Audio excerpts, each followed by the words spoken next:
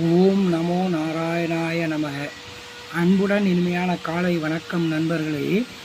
ஆசை ஆசைதான் உயிருடைய ஓட்டத்துக்கு, அசைவிற்கு ஒரு காரணம். ஆசை இல்லைன்னா அது ஜடப்பொருள். ஆசையே துன்பத்திற்கு காரணம் பாரு கௌதம புத்தர். ஆமாம், எப்படி துன்பத்திற்கு காரணம்? அந்த ஆசை குப்பைகள், நிறைவேறாத ஆசை குப்பைகளை மனிதன் மனதில் சுமந்துட்டு இருந்தால் அது துன்பத்துக்கு காரணம். அப்போ என்ன செய்யணும்? நிறைவேறக்கூடிய ஆசை, நியாயமான ஆசைகளை படணும். தேவையில்லாத ஆசை குப்பைகளை எல்லாம் நீக்கணும். அதைத்தான் அருள் தந்தை வேதாத்திரி மகரிஷி அவர்கள் ஆசை சீரமைத்தல் அப்படின்னு ஒரு பயிற்சியாக சொல்கிறாரு. முதல்ல எண்ணம் ஆராய்தல், இரண்டாவது ஆசை சீரமைத்தல், மூணாவது சினம் தவிர்த்தல், நாலாவது கவலையை ஒழித்தல், ஐந்தாவது நான் யார், உள்ளே இருக்கக்கூடிய மெய்ப்பொருள் யாருன்னு பார்க்கணுன்றாரு. எண்ணம் ஆராய்தலுக்கு அடுத்தபடியாக ஆசை சீரமைத்தல்ன்றார். ஆசைன்றது விருப்பம் இருந்தால் தான் வாழ்க்கையில் ஒரு திருப்பம் வரும். பேராசைன்னா அது தவறு கிடையாது, அது பெரிய ஆசைன்னு அர்த்தம். தன்னால் நிறைவேற்றிக்க முடியாத ஒரு ஆசை. இந்த ஆசை குப்பைகளை மனசில் சுமக்கக்கூடாது.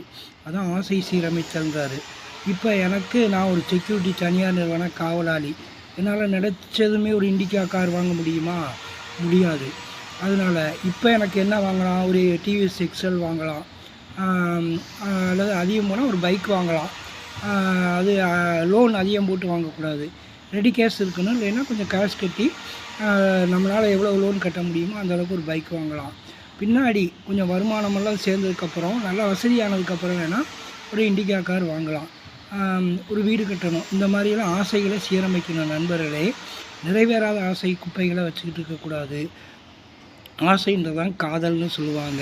உலகத்தில் ஓருயிர்லேருந்து 6 உயிர் வரைக்கும் எல்லா ஜீவன்களும் படைக்கப்பட்டது. ஆண்கள் மட்டும் படைக்கப்பட்டிருந்தால் அடுத்த ஜென்ரேஷன் இருக்காது, பெண்கள் மட்டும் படைக்கப்பட்டிருந்தால் அடுத்த ஜென்ரேஷன் இருக்காது. ஓருயிர்லேருந்து 6 உயிர் வரைக்கும் ஆண் பெண்ணுன்னு படைச்சு, ஆணுக்கு பெண் மேலும் பெண்ணுக்கு ஆண் மேலும் ஒரு காதல், ஆசையை உண்டாக்கினார் ஆண்டவர் இறைவன்.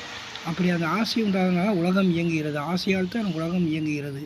அத்தனைக்கும் ஆசைப்படு என்று சொல்வார் ஜக்கி வாசுதேவ், ஈசா யோக மைய பயிற்சி நிறுவனர். அத்தனைக்கும் ஆசைப்படுனா கண்டது கிடையாதுக்கெல்லாம் ஆசைப்படக்கூடாது, கண்டபடி ஆசைப்படக்கூடாது. அவர் அந்த அர்த்தத்தில் சொல்லலை. அந்த மாதிரி ஒரு உயிரோட்டம் இருக்கணுன்றாரு. நியாயமான ஆசைப்படு. தேவை. ஆசை என்பது ஒரு தேவை. எனக்கு பசிக்குது, சாப்பாடு வேணும், தேவை. அது ஒரு ஆசை. நல்ல சாப்பாடு சாப்பிடணும், நல்ல தூக்கம் வருது, தூங்கணும், நல்ல இடமா பார்த்து தூங்கணுன்றது ஒரு ஆசை. அந்த ஆசை தேவையில்லாத ஆசைப்பட்டோம்னா அது நிராசையாயிரும். நியாயமான ஆசை நிறைவேறும், நிராசை நிறைவேறாது. ஆகவே சின்ன சின்ன ஆசை, சிறகடிக்க ஆசை, முத்து முத்து ஆசைன்னு திரைப்பட பாடல் இருக்குது, அதை கேட்போம். சின்ன சின்ன மலை துளிகள் கேட்டு வைப்பேனோ, சேர்த்து வைப்பேனோன்னு ஒரு பாட்டு இருக்குது, அருமையான பாட்டு. மலைத்துளிகளை சேர்த்து வைக்கிறது கூட ஒரு ஆசைங்க. அப்புறம் ஆசையை பற்றி சில பாடல்கள் இருக்குது. ஆசைப்பட்டு பார்த்தா ஒரு அழகான பொண்ணு அப்படின்னு பாட்டு இருக்குது. ஆசை ஆசை இப்பொழுது பேராசை இப்பொழுது அப்படின்னு பாட்டு இருக்குது. ஆசைப்பட்டு பார்த்தா ஒரு அழகான பொண்ணுன்னு பாட்டை கேட்போம். சின்ன சின்ன ஆசை, சிறகடிக்க ஆசைன்னு பாட்டு இருக்குது.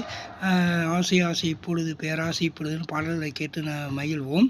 நியாயமான ஆசைப்படுவோம், ஆசைகளை சீரமைப்போம். மனதில் உள்ள ஆசை, தேவையில்லாத நிறைவேறாத ஆசை குப்பையெல்லாம் நீக்கிவிட்டு நிறைவேறக்கூடிய ஆசைகளை படுவோம். இப்போது நிறைவேற்றக்கூடிய ஆசை, பிற்பாடு நிறைவேற்றப்படக்கூடிய ஆசை என ஆசைகளை சீரமைப்போம்.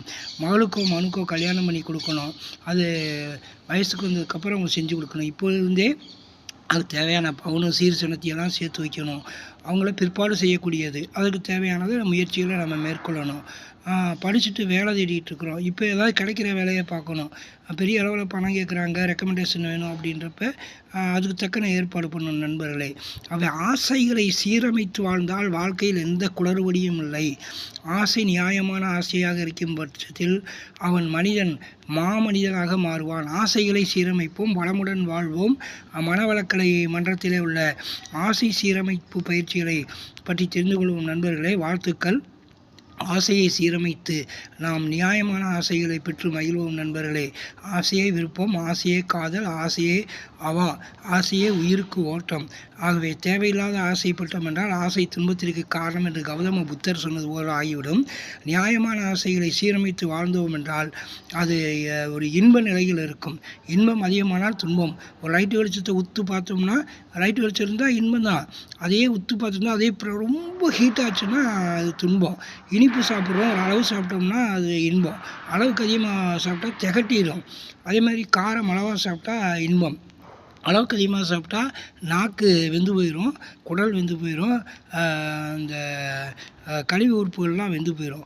ஆகவே எதுவும் அளவோடு முறையோடு வாழ வேண்டும். அளவோடு முறையோடு ஆசைகளை சீரமைத்து வளமோடு வாழ்வோம். அளவோடு முறையோடு ஆசைகளை சீரமைத்து வளமோடு வாழ்வோம். அளவோடு முறையோடு ஆசைகளை சீரமைத்து வளமோடு வாழ்வோம் நண்பர்களே. வாழ்த்துக்கள். வாழ்க வையகம், வாழ்க வளமுடன்.